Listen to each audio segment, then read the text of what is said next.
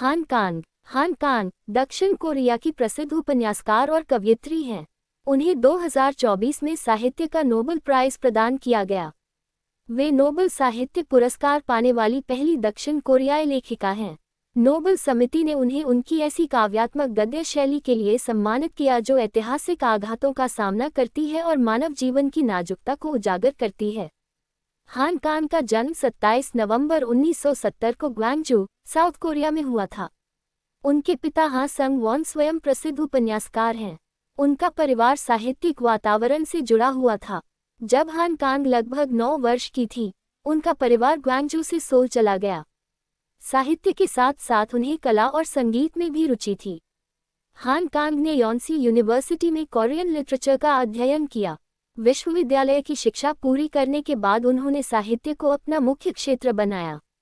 उनकी रचनाओं में साहित्य के साथ साथ कला, संगीत और दृश्यात्मक संवेदनाओं का प्रभाव भी स्पष्ट दिखाई देता है। हान कांग ने 1993 में कवयित्री के रूप में साहित्यिक करियर शुरू किया। उनकी कविताएं साहित्यिक पत्रिका लिटरेचर एंड सोसाइटी में प्रकाशित हुईं। इसके बाद 1995 में उनका पहला प्रमुख गद्य संग्रह लव ऑफ योसू प्रकाशित हुआ। इसके बाद उन्होंने कई उपन्यास और कहानी संग्रह लिखे। उनकी महत्वपूर्ण कृतियों में the vegetarian, human acts, the white book, Greek lessons, we do not part, your cold hands, love of Yeosu शामिल हैं। हान कांग की सबसे प्रसिद्ध रचनाओं में द वेजिटेरियन का विशेष स्थान है। इस उपन्यास में योंग हाई नाम की महिला अचानक मांस खाना छोड़ देती है। उसका ये छोटा सा व्यक्तिगत निर्णय धीरे धीरे उसके परिवार और समाज के साथ गहरे संघर्ष में बदल जाता है। उपन्यास के माध्यम से शरीर, स्वतंत्रता, सामाजिक नियंत्रण और हिंसा जैसे प्रश्न उठाए जाते हैं। इस पुस्तक के अंग्रेजी अनुवाद को 2016 में इंटरनेशनल बुकर प्राइज मिला था। उनकी दूसरी महत्वपूर्ण रचना ह्यूमन एक्ट्स है। यह 1980 के ग्वांगजू डेमोक्रेटिक अपराइजिंग की ऐतिहासिक हिंसा और उसके मानवीय प्रभावों से जुड़ी है।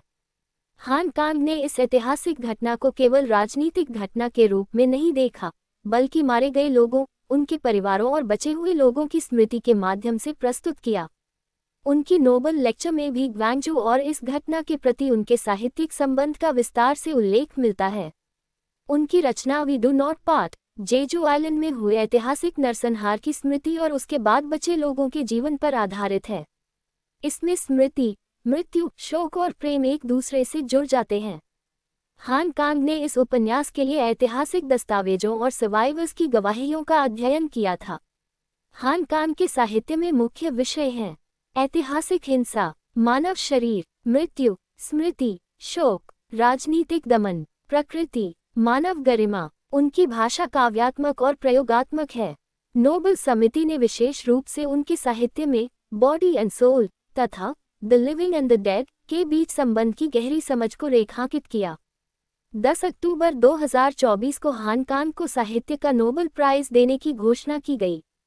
उन्हें ये सम्मान मिला उनकी तीव्र काव्यात्मक गद्य शैली के लिए, जो ऐतिहासिक आघातों का सामना करती है और मानव जीवन की नाजुकता को उजागर करती है।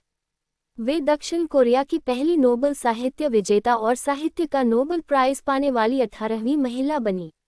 हान कांग ने 10 दिसंबर 2024 को स्टॉकहोम में नोबेल प्राइज मेडल और डिप्लोमा प्राप्त किया।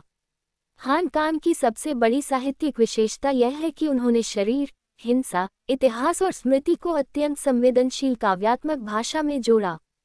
उनकी रचनाएं दिखाती हैं कि किसी ऐतिहासिक त्रासदी का अंत घटना के समाप्त होने के साथ नहीं होता, उसकी स्मृति पीढ़ियों तक मनुष्य के शरीर, परिवार और चेतना में जीवित रह सकती है।